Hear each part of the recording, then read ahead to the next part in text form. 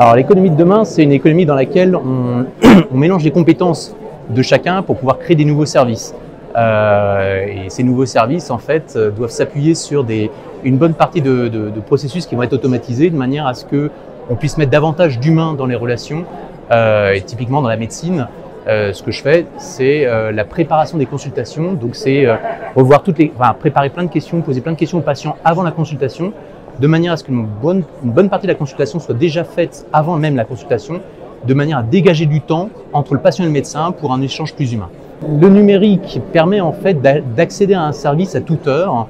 On peut très bien avoir été très sollicité toute la journée et n'avoir de la dispo que le soir à 23 h. Si c'est pour préparer un rendez-vous avec son médecin le lendemain, effectivement, je peux faire ça à 23 h. Et l'intelligence artificielle, ce qu'elle permet, c'est apprendre de l'expérience de chacun. Typiquement, à nouveau, dans notre situation, on demande au médecin, après sa consultation, de nous dire quelle est la pathologie ou la maladie que le médecin retient sur l'ensemble des symptômes que nous avons pu identifier sur le patient. Et en fait, en faisant cela, on va être capable d'apprendre de l'expérience de chacun des médecins et ainsi faire contribuer à aider un médecin qui n'aura peut-être pas cette expérience-là dans un autre coin de France. Alors les seules contraintes que l'on ait sont des contraintes réglementaires, c'est-à-dire qu'on travaille avec des données des patients et il est hors de question de faire quoi que ce soit avec, mais en dehors de cette muraille qui nous interdit de faire n'importe quoi avec les données des patients, on s'est autorisé à casser les codes, casser les standards. Et du coup, je pense que c'est ça ce qui permet aujourd'hui de préparer l'économie de demain. C'est justement on travaille en fait tous les jours avec avec 3 personnes qui sont des ingénieurs qui font du développement, 3 étudiants en médecine, un docteur qui justement s'imbriquent, travaillent les uns avec les autres pour pouvoir délivrer un service qui vraiment apporte de la valeur ajoutée aux patients.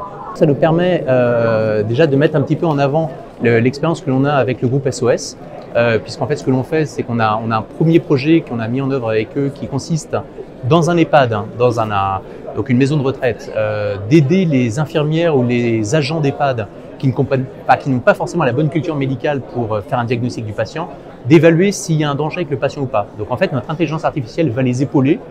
Elle permet ensuite de mettre en relation le patient avec l'infirmière et le médecin coordinateur ou le médecin de ville, le médecin traitant, de manière à avoir le bon diagnostic le plus vite possible, de manière à éviter ce qu'on a aujourd'hui. Aujourd'hui, quand l'infirmière ne trouve pas le médecin traitant ou ne trouve pas le médecin de ville dans les plus brefs délais et qu'elle a devant elle un patient qui est très essoufflé, qui a 80 ans, premier réflexe, c'est l'envoi aux urgences. Or, une personne qui a 80 ans, dans les urgences, sur un brancard pendant 4 heures, c'est pas agréable du tout pour la personne et ça fout en l'air le système des urgences.